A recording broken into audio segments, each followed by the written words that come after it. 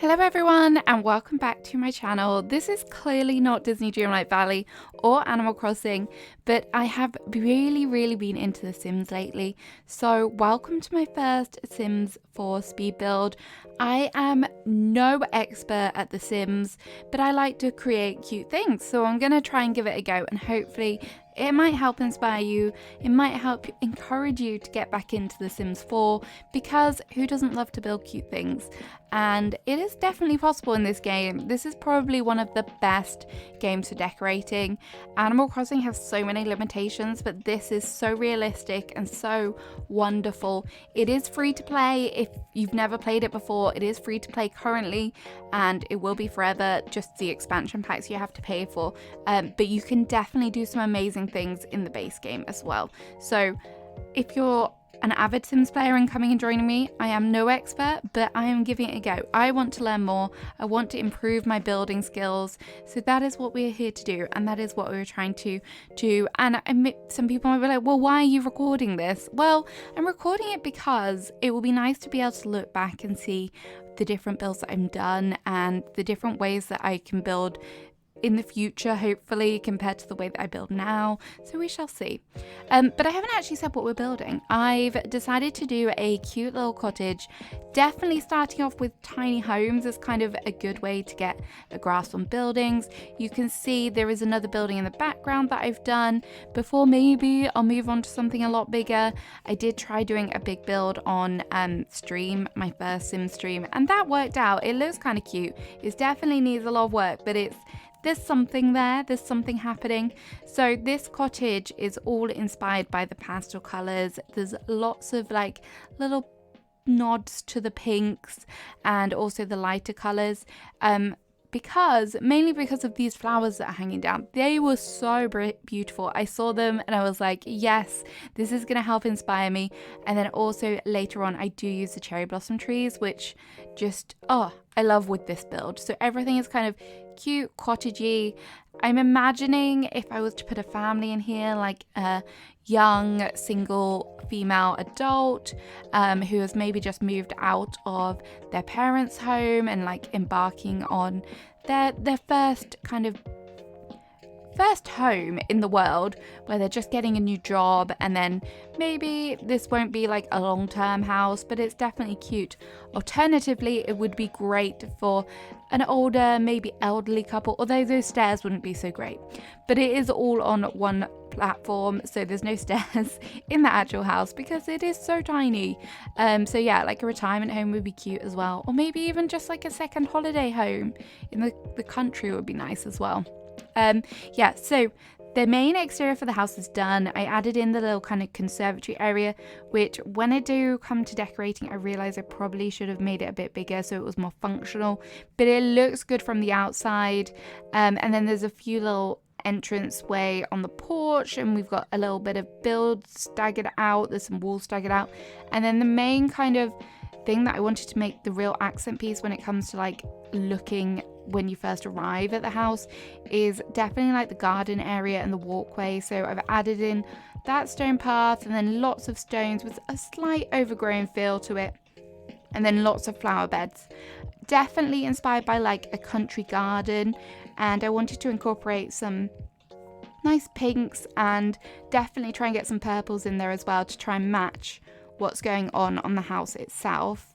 So yeah, lots of cottage inspiration, overgrown, really bustling with like furniture. And then I thought that it would be nice to add in some little patches of wildflowers out front as well, just because I feel like this person obviously cares about their garden, but maybe not cares enough to kind of mow the lawn, or maybe they're just trying to help the bees. I would say I would definitely want to help the bees, so planting loads of wildflowers everywhere would definitely be helpful. So that's maybe the inspiration. Or if it is a holiday home, then maybe they can't be there to tend to their garden all the time. I don't know. I tried to use an arch.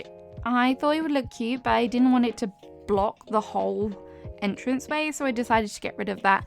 And then I did add a few like little sculpture things. We've got the nice sculpture from Romantic Garden, and there is some little bunnies there, which I just thought were a nice touch. Definitely taking inspiration from an Animal Crossing build with the little bunny decorations and just filling them everywhere.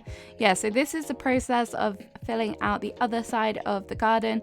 I kind of was unsure how to kind of really make it work, and I don't know if the white picket fence was a total mistake, but it just, otherwise it might have looked too samey, and I didn't want that. I wanted some kind of difference here, and it did mean that I can use the white picket fence in like the garden, the backyard as well, so I thought that was nice. As you can see, really filling it out, going to town with the flowers, and then that's kind of how it looks. I was unsure about the wall on the front, because on the little sticky outy bit, because it wasn't matching with the top roof, which confused me. And I don't know if there's a way to fix that. Maybe there is. I just haven't figured it out yet. So we'll get there hopefully. And then I feel like I should finish off the back of the garden thing as well. And I decided to turn it to lighter day as well, which is, I should have probably done this in the beginning. As you can see, this is just still a learning curve for me, so I hope it wasn't too dark all the way throughout that. But now we are working on the backyard, again mirroring the kind of flowers that we had in the front, and just trying to make a little area. I wasn't really sure what to do here. Obviously it's not big enough to do like a pool or anything like that, so I went in with yet more flower beds.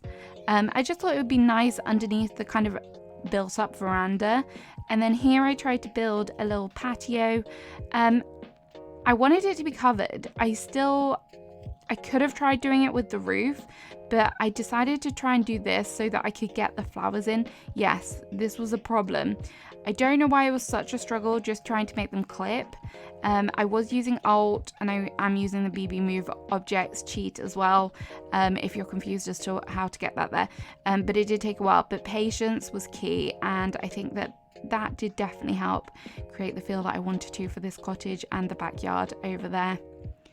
And then just mimicking what I did out in the front yard, some little kind of pots of like wildflowers and things. I didn't want it to be solely about gardening, so that's why I've just put in a couple little plots of for vegetables, and then decorating around the trees, just adding in those details. And then I decided, because I have the laundry day kit, which I really, really love the items in that, so we just put a washing line in, and then just some decorations around here. The lanterns are always something that I find really cute, and I always like to put outside, obviously because you need to be able to see in the dark. No one needs to be falling down these stairs. And then I did debate about kind of adding in some more items at the front. I love a barrel. A barrel is always good, so I decided to pop that out there. And I was trying to find something cute to put on the little stool up here. I tried to use the cherry blossom tree, but I don't know, it just didn't really work. You would have thought that it would have worked really well. So instead I just went with a little bit of a chair, so that maybe the person who lives here is a nosy neighbour, so they can just sit there and watch their neighbours come and go. I mean, maybe nowadays that's just a Ring doorbell. But hey, yeah. For now it is a chair on the deck. And then back here I'm back to just trying to figure out something cute to do on the deck. So I just went with I feel like it's called a chimera or an outdoor oven kind of thing, because it was white and it had cute flowers on as well. And then it was time to move on to the interiors. The interiors, yeah, they were, shall we say, problematic. Getting used to building in tiny homes is hard, trying to fit everything in and make it look good as well, and then capture it later. That's really hard, because I feel like there's no way I can make this bathroom look good in a photo or anything, because it's just too small. You can't get anything there. But I'm sticking with the color scheme on the outside, so everything is going to be very like pinky. I want it to feel quite cozy, but not like over the top cozy, a little bit of a grandma vibe to it as well. So even though I did say about it might be for a young person or like an elderly couple or something like that, I do feel like you could this color scheme works for either way. Just, yeah, I like it. I think it's cute. Cottage box, cozy, what's it called? Cozy chocolate box, cottage. And I just, yeah, I really like it. And the wallpaper definitely helps give it that grandma vibes as well. Those florals just pop. Yeah. So the kitchen, I couldn't really get too much in, obviously, because it's pretty small. And then here is that conservatory bit that I spoke about. I wish so much that I just extended the house by 1, and then I could have got a 2 by window in the deepest part of the window, and it would have just looked, I feel like it would just been better because I could have just popped like a sofa there or something. But yeah, it is what it is. So I tried to make use of it by putting an end table in there and putting a little floral display there, so hopefully that helped.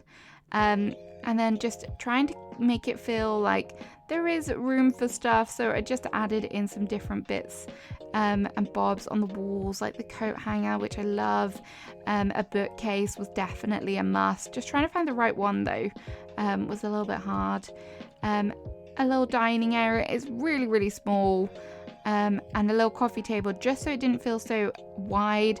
I love that rug though. It's from the Cottage living pack, if you're wondering. I don't have too many packs, but I do have a few. If you want me to, I can list them in the description, just so that you know. I'm not using mods at the moment, and I think that works well. So we're nearly done. I will include a few little pictures for you, and I hope you enjoyed the build. Let me know if you're playing Sims at the moment.